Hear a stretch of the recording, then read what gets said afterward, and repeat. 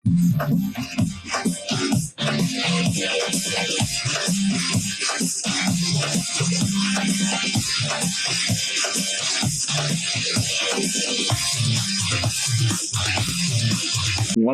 Cricket ரசிகர்களே, welcome back to Tamil cricket ராஸ் with you Vel Prajan. Let's welcome Rahman de Villiers and Praveen speaks on board. ஒரு dominating victory for RCB. இந்த மாதிரி ஒரு பவர் பிளே ஃபீச்சர்ஸ் நான் பார்த்ததே இல்லை. 2 பவுலர்ஸுமே 3 overs பவுல் பண்ணி 5 runs கன்சீட் பண்ணிருக்காரு புவி, 3 wickets. அந்த சைடு ஹெசல்வுட் காம்படிட் பண்ணிட்டு 8 runs கன்சீட் பண்ணி 3 wickets. 2 பேரும் பயங்கரமா போட்டாங்க. ஆனா எஸ்பெஷலி புவி வேற லெவல்ல போட்டாரு. 2 சைடு சரியான ஸ்விங். அந்த 18 year ஒரு டெபியூட்டனுக்கு அந்த மாதிரி ஒரு பால் ஒண்ணுமே பண்ண முடியாது. யாரா இருந்தாலும் சரி, அன்பிளேயபிள் டெலிவரி. அதுக்கப்புறம் ஸ்டப்ஸ் எடுத்ததும் ஒரு சரியான delivery. Full face of the பேட்ல ஆடுறாரு, அப்படியே காட்டு. சரியான ஒரு எட்ஜ், எல்லாமே பக்காவா இருந்தது ஆர்சிபிக்கு. Lowest ever power play score in IPL history by Delhi Capitals, 13 for 6. இதுக்கு முன்னாடி இப்படி ஒரு மட்டமான பவர் பிளே பார்த்ததே இல்லை. கம்மி ஸ்கோர்லாம் வந்திருக்கு, ஆனா இவ்வளவு விக்கெட்ஸ் விட்டதே இல்லை எந்த டீமும். இதுவே கிளியரா எவிடென்டா தெரியுது. இந்த மாதிரி ஒரு இந்த ஜென்ரேஷன் பேட்டருக்கு அப்ளை பண்ணி ஆட சொன்னா எப்படி ஆடுவாங்கன்னு இன்னைக்கு கிளியரா தெரியுது. ஏன்னா இப்போ லாஸ்ட் 2 matches எல்லாம் பார்த்தோம்னா பேட்டிங் ட்ராக் கொடுத்தா அடி போலன்னு பொழக்கிறாங்க. கொஞ்சம் டிஃபிகல்ட்டா இருக்கு, பவுலர்ஸ்க்கு கொஞ்சம் இருக்குன்னா டோட்டலா எல்லாரும் அவுட் ஆயிட்டு போயிருவாங்க போல. அப்படிதான் இருக்கு. அப்படியே நீங்க ஆரம்பிச்சிருங்க. நான் பீடாக் மாதிரி ஒரு பாட்டோட இன்னைக்கு ஆரம்பிச்சிடலாம் அப்படின்ட்டு முடிவு பண்ணிட்டேன். எழுதி வச்சு நான் எடுத்து வந்திருக்கேன். சோ அப்படியே ஆரம்பிச்சிடறேன். ஹேசல்வுட்ட ரிமாண்ட் பண்ணி ஜெயில உள்ள வச்சிட்டாங்கோ, என்ன கதைன்னு கேட்டா அவன் மட்டம் ஒண்ணு அஷ்டாங்கோ, புவின்னு ஊருக்குள்ள போட்டு தாண்டா சண்டைய, ஆப்போனன்ட் பாட்டில் எடுத்து ஒச்சி தாண்டா மண்டைய, விராட்டு ஒரு மாதிரி மேல்கி சாலை இருக்குது, கிட்ட போய் கேட்க போனா நம்மளையே அது கடிக்குது, படிக்கலை செல்ல புள்ள கொடுக்குதப்பா ரொம்ப தொல்லை, ஜிட்டுரப்பா பாண்டியா மேட்சுக்கு தான் போறியா, ஆர்சிபி கிட்ட வச்சுக்கினா ஆயிடுவா ஒரு மாதிரியா. ஒருத்தன் தூங்கிட்டு இருக்க சொல்ல போன வாட்டி பெங்களூர்ல ஒரு கொசு கஷ்ட போயிருச்சு. இந்த வாட்டி முடிச்சுக்க சொல்ல கடிக்கும் போது பட்னு அடிச்சோன்னு பொட்னு மேட்ச் முடிஞ்சிச்சு. எப்படி நம்ம பாட்டு இன்னும் ரைமிங்கா தான் எழுதியிருக்க. ஏற்கனவே பல நாளா ப்ரிப்பரேஷன்ல இருந்திருக்க போலயே. எழுதி வச்சுட்டே இருந்தாரு. இன்னைக்குதான் நேரம் வந்திருக்கு, பேப்பர் எடுத்து காமிக்கிறாரு. உண்மையிலேயே இன்னைக்கியா? இல்லடா, இன்னைக்குதான். ஆல்ரெடி ஒரு கானா போட்டா நான் அப்படியே படிக்கிறதே விராட்டு மட்டும் ஆட் பண்ணி அப்படியே மசாலா சுத்திட்டான். எப்பா ரொம்ப ஜாலியான ஒரு பர்ஃபார்மன்ஸ். நான் ஒரு 2 நாளா சொல்லிட்டு இருக்கேன் 2 பேர்த்திட்டையும், எனக்கு பயங்கரமா டயர்டா இருக்கு, இன்டர்வியூ இருக்கு, அது இருக்கு, தூக்கம் வருது, கேட்க வருதுன்னு. உங்க 2 பேரும் கேட்டதோ இல்லையோ, ஹேசல்வுட்டுக்கும் புவிக்கும் கேட்டுருச்சு. அடிச்சாம் பாரு அப்பாயின்மெண்ட் ஆர்டருங்கிற மாதிரி இன்னைக்கு பூந்து விளையாடிட்டாங்க. ஒரு டெரிஃபிக்கான ஒரு மேட்ச்.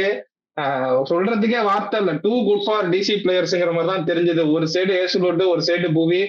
எனக்கு டிசி பேட்ஸ்மேன் மாதிரி ஆர்ஷா இருக்க தோணல. ஏன்னா சாட்டர்டே தான் ஒரு டே மேட்ச் விளாண்டாங்க. ஃபுல் ஹாட் சன்னு, 260 ரன் அடிச்சாங்க. 260 ரன் ஃபீல்டிங்ல நின்றாங்க.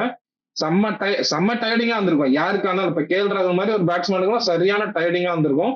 அண்ட் அகெயின் அந்த ரிதம திருப்பி இன்னைக்கு காட்டணும். 1 day கேப்ல திருப்பி ஒரு மேட்ச்ங்கும் போது நீ பாத்தீங்கன்னா டிசி பேட்டர் எல்லாருமே பேக் ஃபுட்ல போய் தான் அவுட். அவங்க காலே நவுத்துல, எந்த பேட்ஸ்மேனுமே காலே நவுத்துல, ஜஸ்ட் கை மட்டும் தான் ஆக்ஷன் போச்சு. Full body weight back foot போய் தான் விக்கெட்டை விட்டாங்க.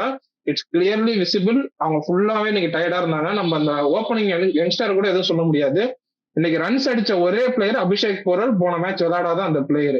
அப்படிங்கும் போதே நமக்கு எவிடென்டா தெரியுது என்ன மாதிரி ஒரு இதுல வந்திருப்பாங்கன்னு. So nothing harsh on DC players.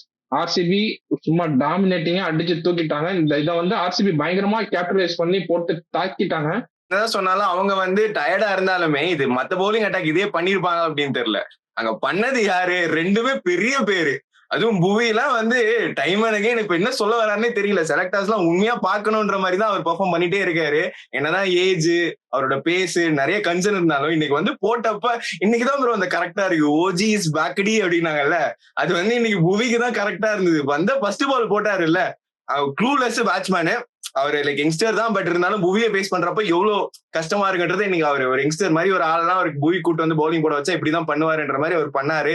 கூட ஹேசல்வுட், ராகுலுக்கும் ஹேசல்வுட்டுக்கும் போன மேட்ச் பேட்டில் எனக்கு இன்னும் ஞாபகம் இருக்கு. ஃபர்ஸ்ட் மேட்ச் உட்காந்து ஸ்டேடியம்ல பாத்துட்டு இருக்காங்க. இந்த ஃபர்ஸ்ட் சிவசாமியில் நடந்ததை ஓடி வந்து ஏசுல் விட்டு நல்லா போட்டாரு. மதிக்கவே இல்ல கேஎல் ராகுல், தூக்கி கவர்ஸ்லயே ஒண்ணு வச்சிருப்பாரு பலான்னு. நாங்க உட்காந்துறது மட்டும் அது ஊந்துது, என்னடா இப்படி அடிக்கிறாரு அப்படின்றப்போ இன்னைக்கு அப்படியே கம்ப்ளீட்டா கான்ட்ராஸ்ட்ல உங்களுக்கு ஏசுல் அப்படியே அவரோட டாமினேஷன் இருந்தது ப்ரோ. வந்த உடனே அந்த அவ்வளவு பிளேஸ்ல பவுன்சரை போட்ட உடனே அவருக்கு ஒன்னும் புரியல. விக்கெட்டுக்கு மேல விக்கெட்டு 2 பேரும் போட்டி போட்டுட்டு இருந்தாங்க, யாரு நல்ல டெலிவரிஸ் போட போறாங்க, யார் நல்ல விக்கெட் எடுக்கிறாங்க அப்படின்ற மாதிரி அவங்களுக்குள்ள ஒரு பேட்டில் போயிட்டு இருந்துச்சு. ஒரே ஒரு சின்ன வருத்தம் தான் இருக்கும் ஆர்சிபி ஃபேன்ஸுக்கெல்லாம். 9 4 இல்ல 8 4 6 பார்த்த உடனே அவங்களாம் ஒரு செகண்ட் என்னடா 49 இன்னைக்கு முடிஞ்சிரும் போல, அந்த சாவக்கேரி அழிஞ்சிரும் போல அப்படின்னு இருந்தாங்க. இன்னைக்குன்னு பார்த்து என் தலைவன் ஷெப்பர்டு எல்லா மேட்ச்லயும் 10 தான் எக்கனாமி கொடுப்பேன்னா எனக்கு புரியல. ஷெப்பர்டும் ஒரு பக்கம் பாவம், ராசிக் ஒரு விக்கெட் எடுத்தாரு. நடுவுல வந்து அவங்க எனக்கு நான் தெரிஞ்ச மாதிரி ஏன் அந்த 2 ஓவரை புவி இவங்களுக்கே கொடுத்து சும்மா போட்டுட்டு இருக்கலாமே, எப்படியா இருந்தாலும் பெருசா வந்து அவங்களை வந்து ட்ரபிள் பண்ற மாதிரி பேட்ஸ்மேன்ஸ் இல்ல, பட் இருந்தாலும் கொடுத்து முடிச்சிருவாங்கன்னு பார்த்தேன். இருந்தாலும் 75ல பாட்டில் பண்ணி செகண்ட் ஹாஃப்ல வந்தாங்க. ஸ்டார் பாய் என்னதுக்கு வந்து ஸ்டார் பாய் இன்னைக்கு கிளிம்ஸ் காமிச்சிட்டு போனாரு. அதுவும் அந்த 2வது 6 தூக்கி அடிச்சாரு. அது ஒண்ணுமே இல்ல, லைக் அவங்க வந்து அவங்க ஆடுறப்ப பேட்டிங் எவ்வளவு டிஃபிகல்ட்டா இருந்தது, இவர் ஆடுறப்ப எப்படி ஈஸியா காமிச்சிருந்தாருன்ற மாதிரி. இதுக்கே செகண்ட் மேட்ச் தான் ஆடுறாரு. இன்னைக்கு பார்த்தோம் எல்லாத்தையும் விடுங்க, அடுத்து இன்னொரு ஸ்டார் பாய் அவரு ஒரு பக்கம். விராட் கோலி வந்து அவரோட ஹோம் கிரவுண்டு என்னோட ஊரு அப்படின்ற மாதிரி அந்த வின்னிங் ஷாட்டு அவரு கையால அந்த 6 அடிச்சு முடிச்சு அந்த 9000 ரன்ஸ் இன்னைக்கு கிராஸ் பண்றப்போ, அதான் நீங்க ஒரு ஆர்சிபி ஃபேனுக்கு ஒரு கம்ப்ளீட்டான ஹோல்சம் டே. கேட்கிற நியூஸ் எல்லாமே காதுல தேன் பாயிற மாதிரி நாள் இன்னைக்கு. என்னதான் இன்னைக்கு ஆர்சிபி மேட்ச் சீக்கிரம் முடிச்சு விட்டாலும் யாரும் தூங்க மாட்டாங்க. நைட்டு ஃபுல்லா இந்த மேட்ச் ரிப்ளே பாக்குறதும் இல்ல போஸ்ட் எல்லாம் வந்து ஸ்டோரி வைக்கிறது மட்டும் தான் போயிட்டு இருக்க போகுதுன்னு நினைக்கிறேன். முத்துமாணி ரத்தினமும் சித்திரமும் சின்னத்தீரையும் அப்படிங்கிற மாதிரி 4 நிமிஷத்துக்கு விடாம அந்த ஆளு பேசிக்கிட்டே இருக்காரு. ஆர்சிபி மேட்ச் மட்டும் தான் அந்த ஆளு முழுசா பாக்குறாரு, ஆர்சிபி மேட்ச் மட்டும் தான் பேசுறாரு, வேற எந்த மேட்சும் பேச மாட்டாரு. இதை நான் இங்க பதிவு பண்ணியே தீர்றேன்.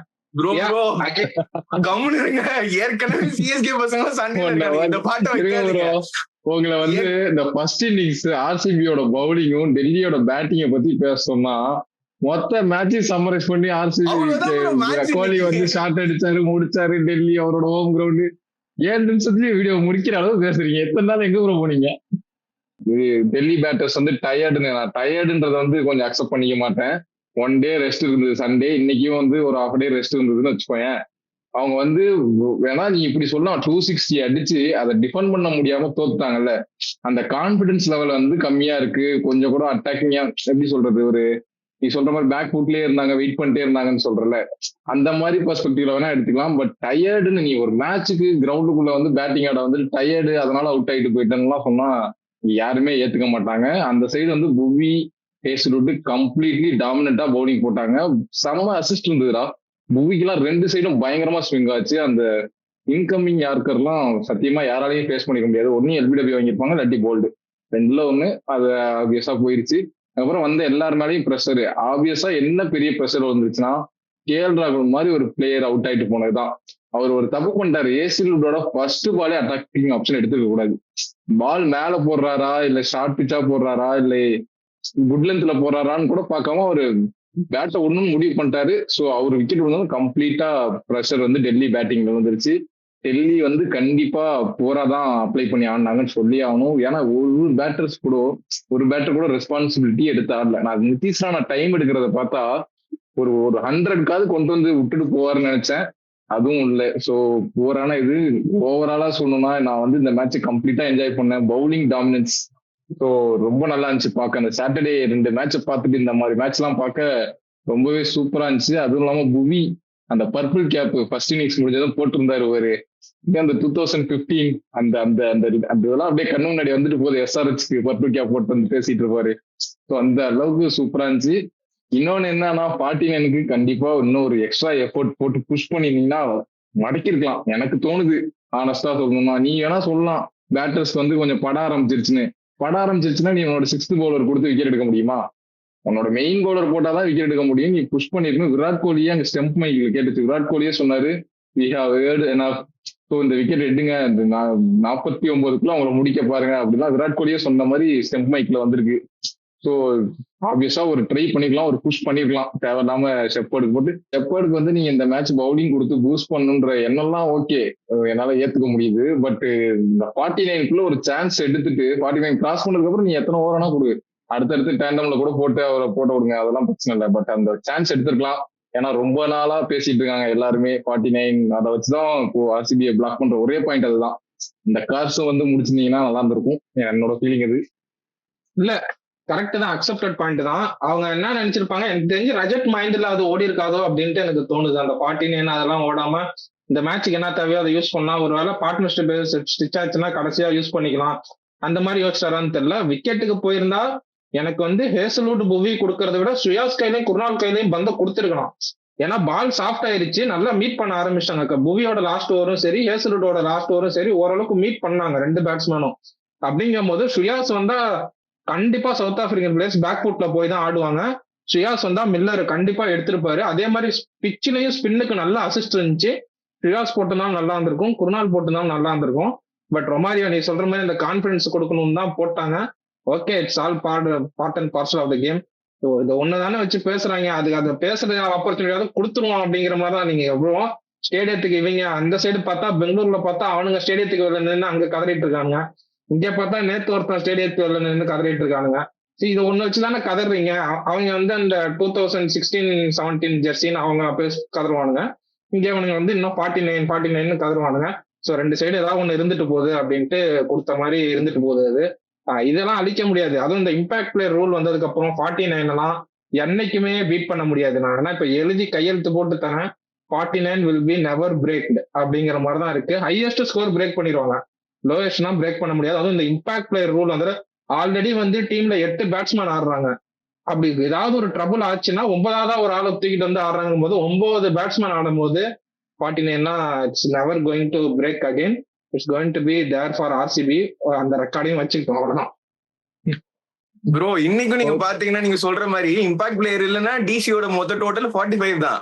அதுல பாதி ஸ்கோர் வந்து அபிஷேக் போறது தான். அதனால நீங்க சொல்ற மாதிரி இம்பாக்ட் பிளேயர்னு ஒரு ரூல் வந்ததுக்கு அப்புறம் அது பேட்டிங்க்கு தான் என்ன ஃபேவர் பண்ணுது. அப்படி இருக்கப்போ ஆர்சிபி இந்த மாதிரி ஒரு பெர்ஃபார்மன்ஸ் கொடுத்துருக்கிறது அவங்க பவுலர்ஸ்க்கு வந்து ஒரு அப்ரிசியேஷன் எல்லாரும் கொடுக்கணும், அவ்வளவுதான். இந்த மாதிரி நீங்க சொல்ற மாதிரி 2 நாள் போர் அடிச்சதுக்கு சேர்த்து 2 நாளைக்கு என்னென்னலாம் பாக்கணும்னு நினைச்ச எல்லா ஃபேன்ஸுக்குமே இன்னைக்கு ஒரு நாள்ல வந்து ஒரு ட்ரீட் மாதிரி, பவுலிங்லயும் சரி பேட்டிங்லயும் சரி ஆர்சிபி ஃபேன்ஸ்க்கு ட்ரீட். ஆனா பவுலிங் வந்து எல்லாருமே என்ஜாய் பண்ணிருப்பாங்க. அதுவும் புவிக்கு வந்து எந்த டீமோட எந்த பிரான்ச்சைஸோட ஃபேனா வேணாலும் இருக்கட்டும், புவியோட பவுலிங் என்ஜாய் பண்ணாத ஃபேனே இருக்க மாட்டாங்க. அவங்க எல்லாருக்குமே இன்னைக்கு ஒரு ஹை ட்ரீட்டா இருந்திருக்கும், ஒரு ஹோல்சமான மேட்ச் சொல்ற மாதிரி. இல்ல நீங்க சொல்ற மாதிரி புவி எனக்கு தெரிஞ்சு கொஞ்சம் பேஸ் ஏத்திருக்காரோ அப்படின்ட்டு எனக்கு தோணுது. முன்னாடி மேட்ச் எல்லாம் பார்த்தா அவ்வளவா பால்ல வந்து பேஸ் இருக்காது, ஸ்விங் இருக்கும். ஸ்விங் வந்து அவருக்கு ஸ்டார்டிங்ல இருந்து இப்போ வரையும் ஸ்விங் இருந்துகிட்டே தான் இருக்கு. பேஸ் இந்த சீசன் கொஞ்சம் எக்ஸ்ட்ரா எஃபர்ட் போட்டு பேஸ் இன்க்ரீஸ் பண்ணிட்டு வந்திருக்க மாதிரி எனக்கு தோணுது. ஏன்னா இன்னைக்கு அந்த ஃபர்ஸ்ட் அந்த ஒரு இன்சிங்கர் போட்டு போல்ட் எடுத்தாரு, அதெல்லாம் வந்து கிளீனா செம்மையா போட்டாரு. அண்ட் அகைன் மற்ற விக்கெட்டும் எனக்கு பேஸ் கொஞ்சம் இன்க்ரீஸ் ஆன மாதிரி இருக்கு. டெரிஃபிக் பவுலிங் பை புவி. அண்ட் ஏசுலோட் வந்து அந்த சக்குன்னு அந்த டெஸ்ட் மேட்ச் லென்த்ல அடிக்க சட்டுன்னு விக்கெட்டு போகுது. ராகுல் அந்த மாதிரி ஷாட் எல்லாம் ஆடவே மாட்டாரு. என்னைக்குமே ராகுல் அந்த மாதிரி ஷாட்டுக்கு போகவே மாட்டாரு. இது என்ன ஒரு மைண்ட் செட்டுன்னு தெரியல. என்னை பொறுத்தவரையும் அது டயர்ட்னஸ் மாதிரி தான் இருக்கு. நீங்க வேற ஏதோ சொல்றீங்க, பட் என்னை பொறுத்தவரையும் அது போன மேட்சோட இது மாதிரி தான் இருக்கு. ராகுல் எப்பவுமே த்ரூ த லைன் ஆடுவாரு, அந்த பாலோட மெரிட்டுக்கு ஏற்ற மாதிரி தான் ஆடுவாரு. அது வந்து ஒரு ரேஷ் ஷாட் ராகுல் எப்பவுமே ஆட மாட்டாரு. ஹேசல்வுட்டும் சும்மா வச்சு டெரிஃபிக்கா போட்டாரு, 4 விக்கெட் இன்னைக்கு. அண்ட் அகைன் ஸ்ரேயா சர்மா பத்தி நம்ம பேசாம விட்டுட்டா அது ஒரு கிரைம் ஆக்சுவலி. 4 ஓவர் போட்டு 7 ரன் கொடுத்து ஒரு விக்கெட், ஒரு ஸ்பின்னரு லெக் ஸ்பின்னரு 4 ஓவர் கொடுத்து 7 ரன்னு அப்படிங்கும் போது என்ன ஒரு இம்பாக்ட் இருந்திருக்கு இந்த மேட்ச்ல லெக் ஸ்பின்னர் ஸ்ரேயா சர்மாக்குங்கும் போது நல்லா தெரியுது. அவரோட கூகுளிஸும் நல்லா ஒர்க் ஆகுது, எல்லாமே இன்னைக்கு அவருக்கு பால் நல்லா திரும்பிச்சு ஆக்சுவலி. அதனாலதான் நான் சொன்னேன் பவர் பிளே முடிஞ்சோடனே ஒரு சைடு சுயாசும் இன்னொரு சைடு குருநாளும் கொடுத்து அட்டாக் பண்ணிருந்தா மேட்ச் வேற மாதிரி நீ சொல்ற அந்த 49 வந்திருக்கலாம். பட் தே ஹேட் டிஃப்ரெண்ட் பிளான்ஸ்ங்கிற மாதிரி. பட் சுயாஸ் வந்து சும்மா டெரிஃபிக்கா போட்டாரு இன்னைக்கு. Special mention. நம்ம வந்து ஹேசல்வுட் போய் மட்டும் பேசிட்டு விடக்கூடாது, சுயாஸும் ஒரு எண்ட்ல சூப்பரா போட்டு கொடுத்தாரு ஆக்சுவலா. இப்ப வந்து நம்ம ஜெயிக்கும் போதெல்லாம் ஹேமங் பதானிக்கு கிரெடிட்ஸ் கொடுத்தோம், தோக்கும் போதும் பண்ணிதான் ஆகணும், பேஷ் பண்ணிதான் ஆகணும். கொஞ்சம் பெட்டரா வந்து அவங்க டீம் செலக்ஷனா இருக்கட்டும் எல்லாமே கொஞ்சம் பெட்டரா யூட்டிலைஸ் பண்ணலாம். இன்னைக்கு வந்து ஓப்பனிங்ல புவி ஹேசல்வுட் போடும் போது நீங்க ஒரு புதுவாளை வந்து இறக்கி விடுறீங்க. அதுக்கு அபிஷேக் போற மாதிரி உங்களுக்கு ப்ரூவன் கஸ்டமர் இருக்கும்போது அபிஷேக் போறத இறக்கி விட்டுருக்கலாம். இந்த மாதிரி சின்ன மிஸ்டேக் பண்றாங்க. போன பெங்களூர் மேட்ச்ல மாட்டிருப்பாங்க, மிஸ் ஆயிட்டாங்க. கருண் நாயரை இறக்கி விட்டாங்க, அங்கே மாட்டிருக்க வேண்டியது, ஆனா மிஸ் ஆயிட்டாங்க. இந்த மேட்ச்ல வந்து வலுவா கோழி அமுக்கிற மாதிரி போட்டு அமுக்கிட்டாங்க. ஸோ அவ்வளவுதான். இது மேட்ச் பத்தி சொல்றதுக்கு வேற ஒன்றும் இல்லை. ஹோம் பாய் அகைன் வின்னிங் ஷாட்டோட முடிச்சாரு. தேவ்தூட் படிக்கலுக்கு நீ சொன்ன போன மேட்ச் லெக் சைட்ல போட்டு ஃபீட் பண்றாங்கன்னு, இந்த மேட்சும் அதே தான் பண்ணாங்க. போடு லெக் சைட்ல போடு, பிளிக்கு போடு லெக் சைட்ல போட்டு அந்த ஒரு பால் வந்து 4 அடிச்சிட்டாரு. அதுவும் 6 அடிக்க வேண்டிய பால ஒரு 4 அடிச்சிட்டாரு. லெக் சைட்ல போட்டு தராங்க டெவில் படிக்கிறதுக்கு. இது ஒரு பிளானா வராங்களா இல்ல அவங்களுக்கு அப்படி உழுவுதான்னு எனக்கு ஒன்னும் புரிய மாட்டேங்குது. லெக் சைட்ல போட்டுட்டு டக்குன்னு ஒரு பால் வந்து ஒய்டா ஆஃப்ல போட்டு அவருக்கு கேட்ச் கொடுத்துட்டு போயிருவாரு நினைக்கிறேன். அதை தூக்கி அடிக்கிறாரு லாங் ஆஃப்ல 6. டெரிஃபிக்கா ஆடுறாரு. அண்ட் பெத்தல் சொல்லவே வேணாம், 2 6 குவாலிட்டி, பெத்தலோட குவாலிட்டி வந்து இந்த 2 6ல தெரியுது. ஆர்சிபிக்கு no trouble except one man Romario Shepherd. அவருக்கு ஏதாவது ஒண்ணு பண்ணுனா நல்லா இருக்கும். இந்த டீமுக்கு அது ரொம்ப தேவைப்படுது. தயவு செஞ்சு எனக்கு என்ன சொல்றதுனே தெரியல. அந்த ஒண்ணு மட்டும்தான் வீக் லிங்கா இருக்கு இந்த டீம்ல. பட் ஆண்டி ஃபிளவர் அண்ட் கோ அந்த காம்பினேஷனை மாத்த வேணாம். நம்ம அந்த காம்பினேஷன் தான் நம்ம வின்னிங் காம்பினேஷன், இதோட செட் ஆகி போவோம். நமக்கு ஏதாவது ஒரு இன்ஜுரினா மட்டும் ரீப்ளேஸ் பண்ணிக்குவோம், மற்றபடி இந்த காம்பினேஷனோட போவோம்னு ஆடுறாங்க. நம்ம ப்ரெடிக்ஷன் பாயிண்ட்ஸ் வந்துருவோம். நானும் பிரவீன் ப்ரோவும் நேற்று ஆர்சிபி சொல்லியிருந்தோம். சோ வந்து எங்க 2 பேருக்கு ஒரு பாயிண்ட். வேலு ஓசி பாயிண்ட்டுக்கு ஆசைப்பட்டு டிசி சொன்னான். அவனுக்கு வந்து அந்த மேட்ச் அடி வாங்கிட்டான். சோ நம்ம நாளைக்கு மேட்சுக்கு போயிருவோம். பஞ்சாப் கிங்ஸ் விசஸ் வேலோட ஃபேவரட் டீமான ராஜஸ்தான் ராயல்ஸ் விளையாடுறாங்க. சோ இதுக்கு வந்து யார ப்ரெடிக்ட் பண்றீங்க? வேலு? ராஜஸ்தான் ராயல்ஸ் தான் ப்ரெடிக்ட் பண்றேன். எனக்கு ஒன்னும் பெரிய ஆசைலாம் கிடையாது. கப்பெல்லாம் அடிக்க வேணாம். முன்பே அடிச்சாச்சு, ஆர்சிபி அடிச்சாச்சு, சிஎஸ்கே அடிச்சாச்சு. இந்த சீசனும் லாஸ்ட் சீசனும் டாப் ஃபார்ம்ல இருக்க பஞ்சாபி அடிச்சிட்டாங்கன்னா போதும். கப்பெல்லாம் வேணாம். நாங்க பிளே ஆஃப் கூட வர வேணாம். அந்த 4 டீம் அடிச்சுட்டா கொஞ்சம் பேசுறதுக்கு நல்லா இருக்கும். ப்ரோ நான் எனக்கு கேட்காதீங்க, நான் ஸ்ரேயஸ் பக்கம் மட்டும்தான் எனக்கு திரும்ப ஞாபகம் வரைக்கும். நாளைக்கு ஆர்ஆர் பொறுத்த வரைக்கும் அந்த 2 விக்கெட் எடுக்கிறது தான் எவ்வளவு அர்லியா வந்து அஷ்தீப் வந்து அவருக்கு ஸ்ட்ரைக் பண்ணி தராங்களோ அந்த அளவுக்கு மேட்ச் சீக்கிரம் முடிச்சிடும். பட் இருந்தாலும் அவங்க பேட்டிங் மேல நம்பிக்கை இருக்கு. 300 அடிச்சாலும் இந்த வாட்டி சேஸ் பண்ற மாதிரி அவங்க ரெடியா உட்கார்ந்து இருக்காங்க. பாருங்க, நாளைக்கு டாஸ் ஜெயிச்சாங்கன்னா சேசிங்லாம் கொடுக்கவே கூடாது பஞ்சாபுக்கு. என்னத்தையாவது பண்ணி சேஸ் பண்ணிடுறானுங்க. ஃபர்ஸ்ட் பேட்டிங் ஆட விட்டு பார்ப்போம். எனக்கு தெரிஞ்சு கொஞ்சம் கொலாப்ஸ் ஆயிடும்னு நினைக்கிறேன். அதுவும் ஆர்ஆரோட பவுலிங் இந்த வருஷம் நல்லா பண்ணுது. ஒரு வாட்டி ஒரு சான்ஸ் எடுக்கணும்னா அது ஒரே சான்ஸ் தான். அந்த வாட்டி பஞ்சாப் கூட போறேன். ஏன்னா பஞ்சாப் வந்து சரியான குவாலிட்டி சைடா இருக்காங்க. சோ ஆர்ஆர் ஜெயிக்கணும்னு மனசுக்குள்ள ஒரு ஆசை இருக்கு. ஏன்னா என்னோட மும்பையும் அவுட்டு, டிசி போற போக்க பார்த்தா பால் ஊத்திடுவாங்க போல. பால் ஊத்துற ஸ்டேஜ்ல இருக்காங்க. எப்ப போய் சேருவாங்கன்னு தெரியல. ராஜஸ்தான் ஒருத்தங்க தான் இந்தாண்டே குதிச்சுக்கிட்டு இருக்காங்க. அவங்க வந்தா நல்லா இருக்கும் தான் அது மனசுல ஆசை இருக்கு.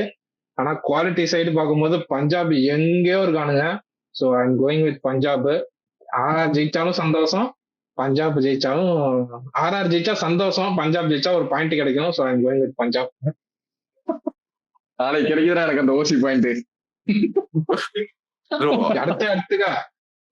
Okay, with that note we come to one conclusion for today's video. Viewers, உங்களோட prediction point எல்லாத்தையும் கமெண்ட் செக்ஷன்ல போடுங்க. We see you in next video. Until then, bye from Rahman De Villiers, Vel Prajan and Praveen.